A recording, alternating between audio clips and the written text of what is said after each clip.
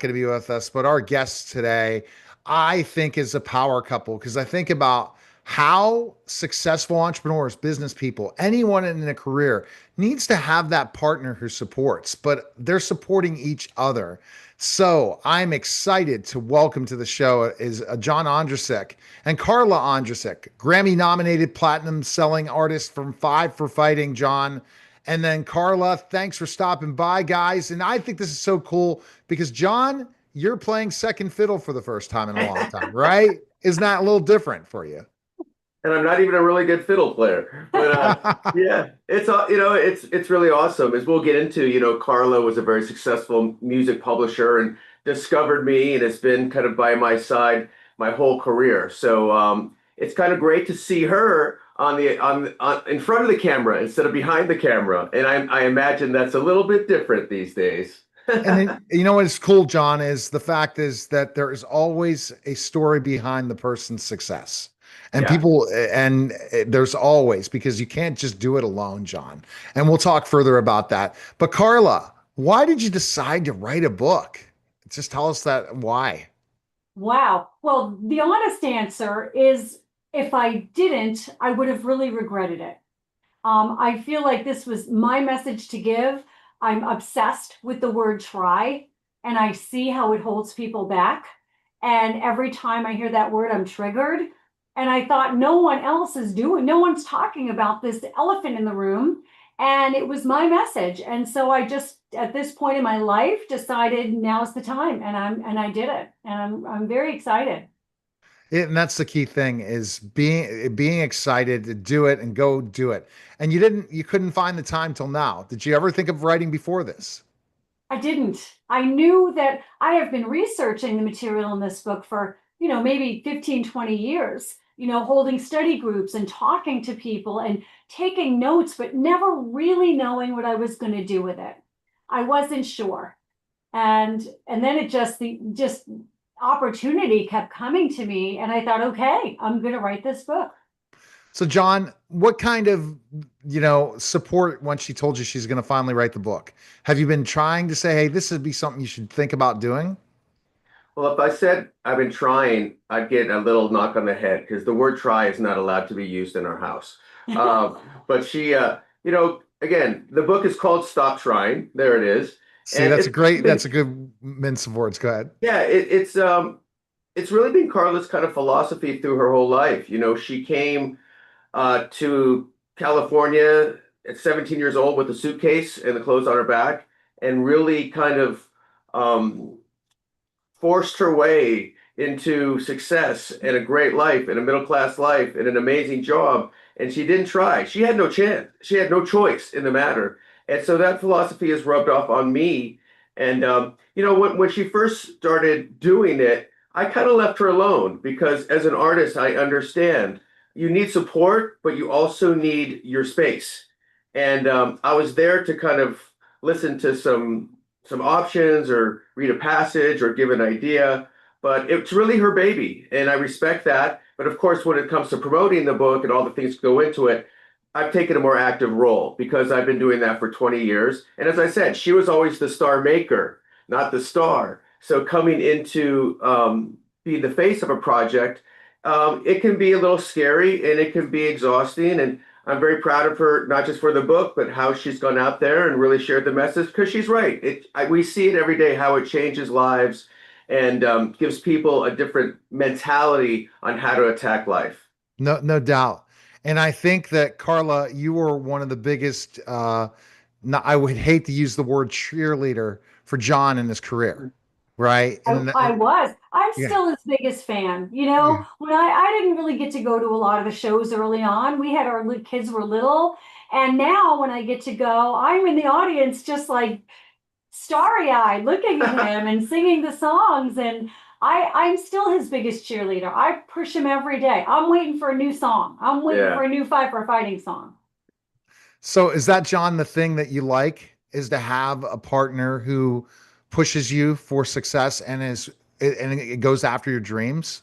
I mean, I think that's key because if you don't have a partner that's for what you're doing in your career, it's very difficult. Well, the great thing, with our whole kind of journey has been Carla was there from day one. She wasn't there when I was writing hundreds of songs and struggling, but she was there when I got my first record deal. She was there when everybody passed on me. She was there when EMI Records closed. She was there when I had the number one song in the country. And you're right, just having something to share these life moments with, not necessarily the highs, but the lows as well. And it gives you a perspective of when things go great, you have a certain grounding, a certain humility. When you come home, you still got to go take out the trash. You still got to do the dishes. And when bad things, I remember when I spent 15 years to get a record deal. We got a record deal with EMI Records, and they closed the week my record came out. And you can imagine how gutting that was. And I thought it was over. I cut off my hair, which was when I had hair. I cut off my hair, and then started going to work, putting on a suit and tie. And one day I came home, and Carla had cut her whole hair off. I had hair like this. Yeah. And I just cut it super short, like in solidarity. Yeah. But I continued to shop him for a record deal and got him his second deal as well as the first one. But just the fact that she would do that, I'm like, that's what you need. Because you know what? We're going to have highs and lows in life. Dreams are not always going to come true. But if you have somebody to share that with you, of course, having kids gives you another perspective. That really kind of gives you a kind of freedom in life to like take big swings and know whatever happens, you'll have support. And I think we do that for each other. And it's fun for me to be the one supporting her now and kind of help guide her through this process. All right. So let's talk about specifically enough. I love a transformational book. So talk about this in self-help, self-management, kind of the whole thing of not using the word trying. So I like it. Stop trying. The life transforming power of trying less and doing more. I want to hear this because a lot of times people just don't have that belief system. They don't believe they can do it. Then why are you going after it? Well, I think that they think they're doing when they're trying. They're kind of hiding behind this like safety net of, well, I'll give it a try. Because then you get to lean on excuses. It didn't work because this, or blame. It didn't work because and there's no accountability. Look, I only said I was going to try. But, as a wrestler, you didn't enter that wrestling ring going, I'm going to try to take this guy down, right? No, you were like, I'm doing this, I mean. Yeah, especially to try to get the crowd who knows me. Yeah, I get it. Or the next deal in business. Yeah. If you think you're not going to get it when you're on a sales call, or you're trying to close a big client, or you're trying to book a big guest, and you're saying, well, they're going to say no. No, there's no such thing as that. Well, listen, the second you say I'm trying to book a big guest, you are building in the intention and the potential for failure. When you say I'm trying to, the better thing is I'm going to book. Who is it that you want on your show? So it's very interesting. So you're throwing. I'm always looking at big stars, but let's say Sylvester Stallone, because right. I was talking, especially when I have a contact that interviewed based on has been on my show from his latest show, and I said Sylvester Stallone, love to interview him.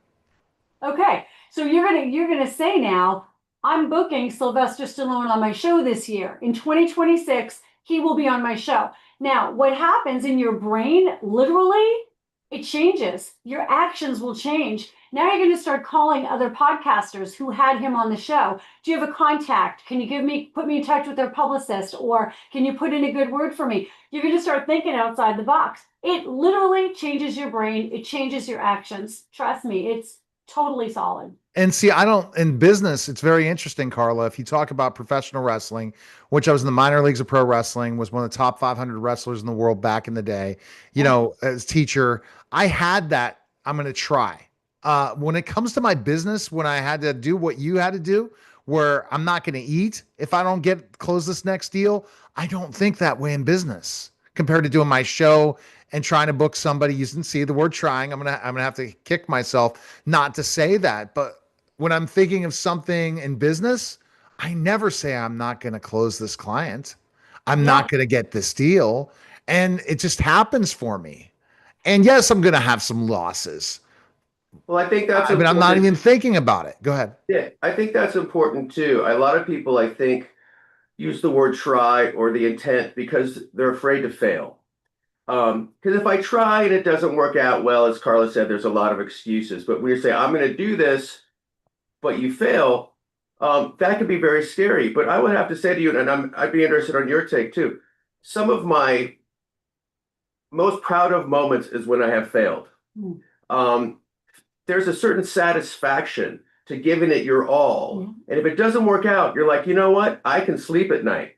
I gave it everything I had. Maybe what the universe didn't mean for it to happen. There's a lot of things beyond my control, but you know what? I take a certain satisfaction and man, I walked on that stage and you know what? It was a terrible night, but I walked on that stage.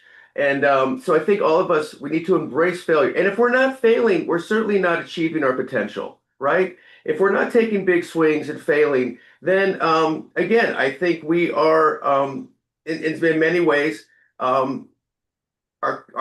fear is controlling us, Right. not our ambition and our kind of guts and all that make us, powerful people. So again, I think that's another component of Carla's book is, hey, doesn't mean you're going to get everything you want, right? But certainly if you take this attitude of I'm going to try, that's certainly going to limit your possibilities and put a ceiling on your ambition.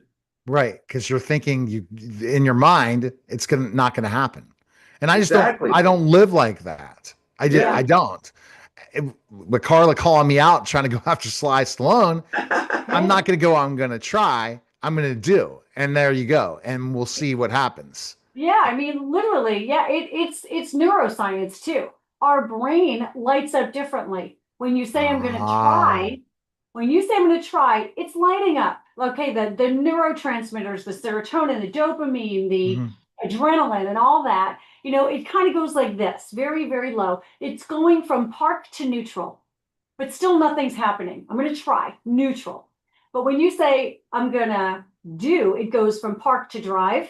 Your brain is now fired up, your voice gets louder, you Right. sit up taller, and now it's ready for direction.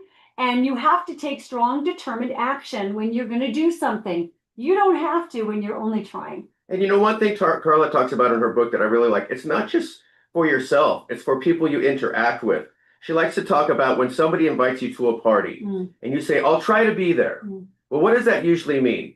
That usually means I ain't going to be there. I'm not going to make it. And you know what? That's a disservice to the person you're talking to. It's much kinder to say, you know what? I'm afraid I'm not going to be at your party because then they don't have to plan for you. They don't have to be disappointed when you don't show up. You don't have to have an excuse. So a lot of this too is how you interact with other people. There's a word that took me 20 years to Mm. understand and say in the music business, and that word was no, because I was always afraid I would, blow, an opportunity. I never said no. And as soon as I started saying no, not only was I more empowered, but I think the people I was talking to were like, okay, I appreciate that. Now I can move on to the next thing. Mhm. So I think this whole kind of try thing in our vocabulary, it does kind of cause all these kind of half, I head toward your half-ass, but half-ass measures, and it's not kind. You think you're being kind, but you're really not being kind. Yeah. And I think, Carla, the mistake we make is we look at spirituality and not God. We're talking more spirituality, like manifestation and all these different things. I wish that people would look at all the successful people in the world, all the different people. The bottom line is they believe they could do it. And that's Yeah. neuroscience. That's ultimately, if I have goals of becoming successful as an entrepreneur, no one's going to stop me. And yes, I might not follow the same blueprint everyone else does. I'm Yeah. doing it my way. Yeah. And I am looking at things. So I've created a goal, which is the craziest goal. And I'm more in a longevity goal to live to 150 or live forever. And that is what I'm playing on more than anything. So I said, I'll play the game, keep playing, and then I'll win because I'm going to Yeah. be there. I'm not going away. I'm going to play the Jeff Bezos way. I'm not going away. I'm just going to learn and become better and better and better. And no one's going to stop me. And Yeah. that's what you have to have the mindset to be able to do. If you don't, you can't show up each day to work. That's right. You kind of have to be the crazy person in the room. I have my team of publicists and my agent and my publisher, and I'm the crazy one going, book me on Oprah Winfrey, get me on, every show because my message is that strong.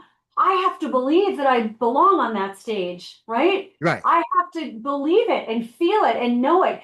And every day I am challenging and battling my brain, because to keep yourself at that level is a lot of hard work. You have to overcome the negative self-talk, the imposter syndrome, and it's a fight. You have to fight with yourself, but that's doing.